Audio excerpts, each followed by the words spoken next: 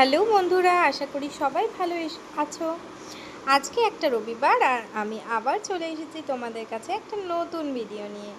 দেখতেই পাচ্ছ ভিডিওর শুরুতে আমার মেয়ে সাজুগুজু করছে। আজকে শুভ মহালয়া, আর মহালয়ার দিন সন্ধেবেলা আমি আমার হাজব্যান্ডকে নিয়ে যাচ্ছি মন্দিরে পুজো দিতে, কারণ ও উপোস করেছিল, অমাবস্যার পুজো করে, কিন্তু ওর শরীর খারাপ থাকায় ও আজকে ওর বাড়িতে যেতে পারেনি।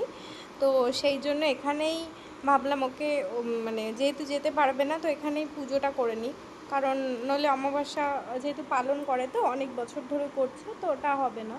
তো সেই জন্য আজকে গেছিলাম খেপি মায়ের মন্দির বলে, এখানে একটা মন্দির আছে, ওই মন্দিরটায়। তো মন্দিরে ঢোকার আগে একটা ছোট মন্দির পড়েছে, মা ভবতারিণী মাতার মন্দির। তো ওই মন্দিরটা একটু দেখে নিলাম। এই যে দেখা যাচ্ছে যে দূরে মা মন্দিরটা দেখতেই পাচ্ছ, একবার দেখালাম এক ঝলক। ওই মন্দিরটা হচ্ছে খেপি মায়ের মন্দির। এই যে দেখছো, এইটা হচ্ছে ঠাকুরের কাঠামো।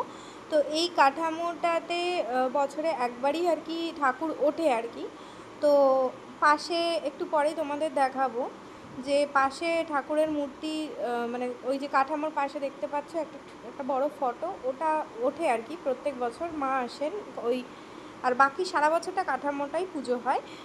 আগামী কালী পুজো, যেহেতু আজকে এই এই মাসে এটা মহালয়া, তো এর ঠিক পরের অমাবস্যাটা মানে কালী পুজোতে আমরা দেখতে পাবো মা আসছেন, মানে কাঠামোতে মায়ের আবির্ভাব দেখতে পাবো।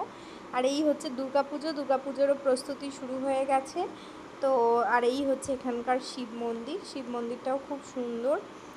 আর এরপরে আমরা গেছিলাম আরও একটি মন্দিরে, কারণ যেহেতু খেপিমা তলায় মানে পুজোটা 8:30টার পরে, আর আমরা গেছিলাম ওই 7টা 7:30 নাগাদ। তো ওই জন্য আবার ফিরে চলে আসার পথে ভাবলাম যে যদি অন্য কোনো মন্দিরে পুজো হয় তাহলে ওকে পুষ্পাঞ্জলিটা দিয়ে নেবো, কারণ ওর শরীরটা খারাপ।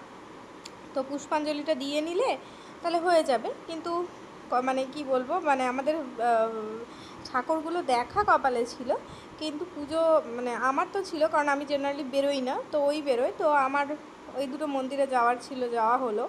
ওখানে একটা ছোট্ট ম্যাওপুষি দেখেছো, ওকে আমি কোলেও নিয়েছিলাম।